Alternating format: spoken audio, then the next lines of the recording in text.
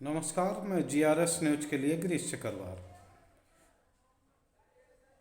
विपक्षी दलों के गठबंधन के शिल्पकार व बिहार के मुख्यमंत्री नीतीश कुमार ने ऐसा दांव चला है, उस दांव की काट न तो सत्ताधारी दल के पास है और न ही इंडिया गठबंधन ही उनकी बात को मना कर पा रहा है। जब जाति जनगणना का और प्रदेश में जाति जनगणना के लिए उन्होंने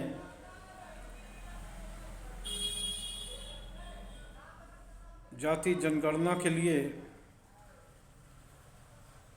उन्होंने इसको मुद्दा बनाने की कोशिश की और ये कहा कि वो जाति जनगणना कराना चाहते हैं, तो केंद्र सरकार ने न सिर्फ उनके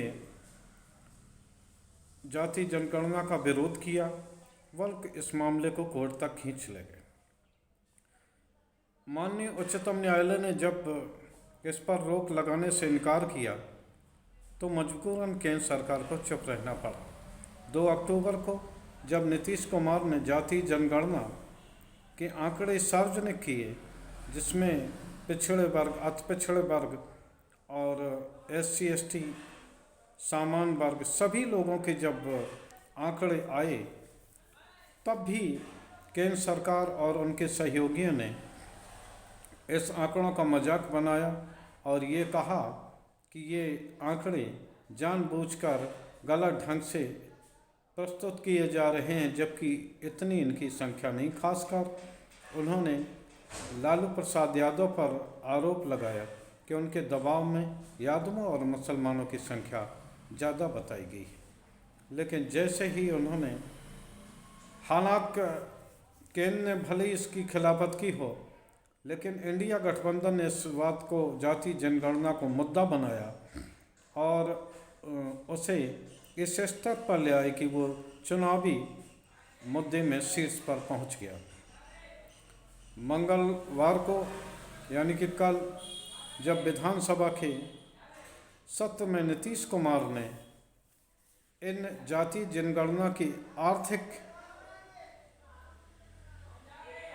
आर्थिक स्थिति और उनमें गरीबों की संख्या के आंकड़े जब सार्वजनिक किए, तो न सिर्फ सत्ताधारी दल के चेहरे पर शिकन आई, बल्कि इंडिया गठबंधन में भी उनकी बढ़त स्पष्ट तौर पर दिखाई गई। निश्चित तौर पर नीतीश कुमार ने जो चाल चली है, उसकी काट किसी के पास नहीं है।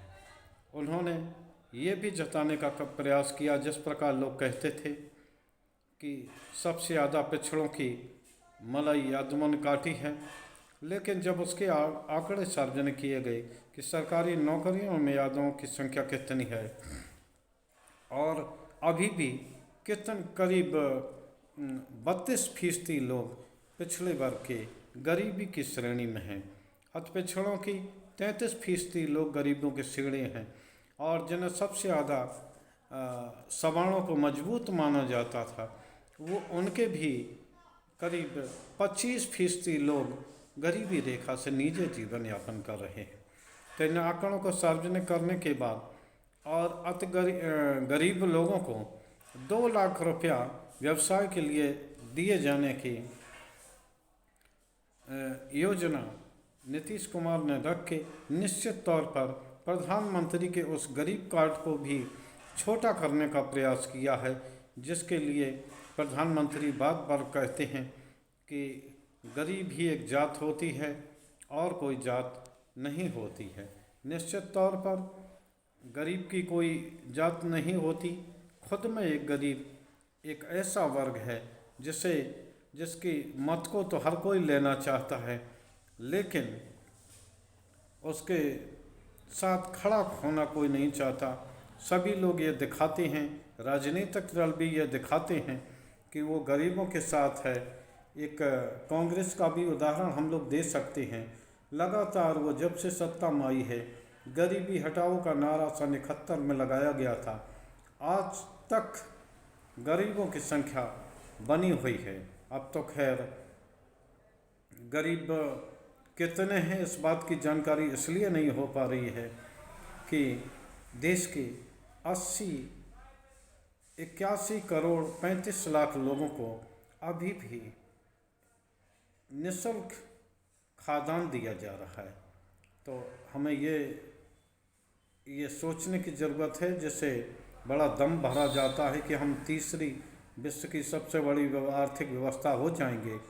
लेकिन जिस देश में अभी भी बहुसंख्यक आबादी को कहा जाता है 140 करोड़ की जनसंख्या हमारी है, उसमें से 81.35 लाख लोगों को अभी भी अगर खाद्यान्न की ज़रूरत है तो ये आसानी से जाना जा सकता है कि हम किस ओर और किस आर्थिक प्रगति की ओर हम जा रहे हैं। हालांकि इस दौरान देश में अरबपतियों की संख्या बढ़ी है और वो निरंतर प्रगति की ओर जा रहे हैं, अपने साम्राज्य को बड़ा कर रहे हैं, लेकिन गरीब और गरीब होता जा रहा है। इसी बात पर संभवतः नीतीश कुमार ने अपना फोकस किया है। पहले प्रधानमंत्री ने इस बात पर अपना फोकस किया, लेकिन नीतीश कुमार ने जब उन गरीब वर्गों को 2 लाख रुपया देने और उनको ज़मीन भी देने की घोषणा की, निश्चित तौर पर ये ऐसा एक बड़ी लकीर है गरीब वर्ग के लिए, जिसको कि काटना साधारण नहीं होगा और न ही कोई उसको साधारण रूप से कम कर पाएगा। निश्चित तौर पर नीतीश कुमार ने न सिर्फ सत्ताधारी दल के लिए ये मुश्किल खड़ी की है, बल्कि इंडिया गठबंधन में हालांकि उन्होंने ये कहा था कि वो किसी भी पद के प्रत्याशी नहीं हैं, लेकिन आप सभी लोग जानते हैं राजनीति एक ऐसा क्षेत्र है जिसमें कि कोई सोना नहीं चाहता, जिसमें कोई पिछड़ना नहीं चाहता। सभी चाहते हैं कि वो ऊंचे से ऊंचे पद पर पहुँचे और निश्चित तौर पर नीतीश कुमार के मन में भी ये भावना होगी। आखिर वो भी तो 3-4 बार से लगातार बिहार के मुख्यमंत्री बने हुए हैं। उनके मन में भी ये भावना होगी कि वो भी देश के बड़े पद पर जाएं, प्रधानमंत्री बने और अपनी योजनाओं से, अपने नीतियों से देश को कुछ बड़ा करने की कोशिश करें। आज के ब्लॉग में बस इतना ही। जय हिंद, जय भारत। लेकिन ये बात निश्चित है कि जो जाति जनगणना का मुद्दा, जिसको लेकर केंद्रीय सरकार निरंतर इनकार करती आई है, लेकिन अब वो भी बढ़ते आरक्षण के लिए और निश्चित तौर पर जैसा कि नीतीश कुमार ने सदन में घोषणा की कि वो बिहार में सवर्ण लोगों के 10% आरक्षण को छोड़े बिना 75% आरक्षण बिहार में देना चाहते हैं। इस बात की उन्होंने घोषणा की कि वो आबादी के अनुसार जो भी जितनी आबादी का होगा उनके आरक्षण को बढ़ाएंगे। निश्चित तौर पर एक ये ऐसी लकीर है जो केंद्र सरकार को परेशान करती आएगी। आज के ब्लॉग में बस इतना ही। जय हिंद, जय भारत।